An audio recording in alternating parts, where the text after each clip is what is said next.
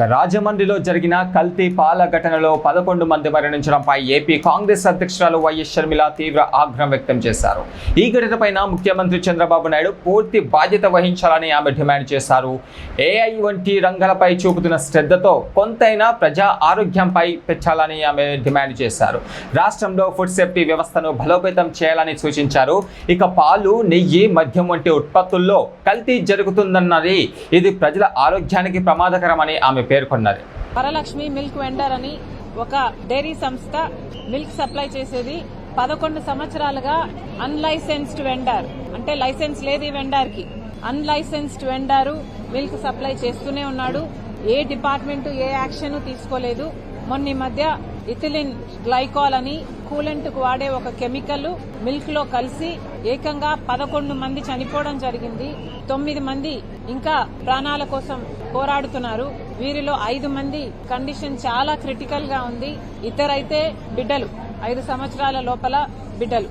ఇది ఎంత షాకింగ్ గా, ఎంత భయంకరంగా ఉంది అంటే వినడానికి కూడా ఇది నిజంగానే పాల వల్ల ఇది జరిగిందా అని ఆ పేషెంట్లను చూస్తుంటే వాళ్ళకి ఏ మెడికల్ హిస్టరీ లేదు ఇంతకు ముందు.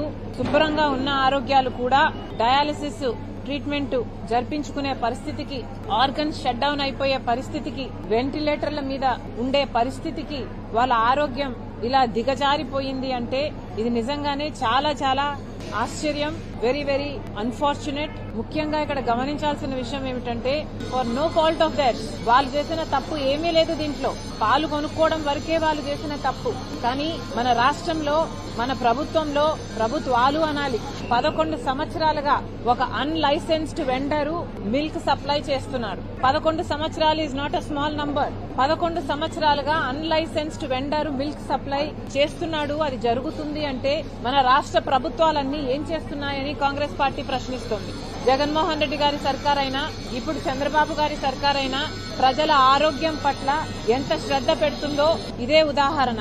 11 సంవత్సరాలుగా అన్లైసెన్స్డ్ వెండర్ మిల్క్ సప్లై చేస్తున్నాడు. ఇది ఈ ఒక్క ఇన్స్టెన్సే కాదు, మన రాష్ట్రంలో రాష్ట్ర ప్రజలకు చాలా మందికి ఉన్న భయాలు ఒక్క ఇన్స్టెన్సే బయట పెట్టింది అనుకోవాల్సిన పరిస్థితి లేదు.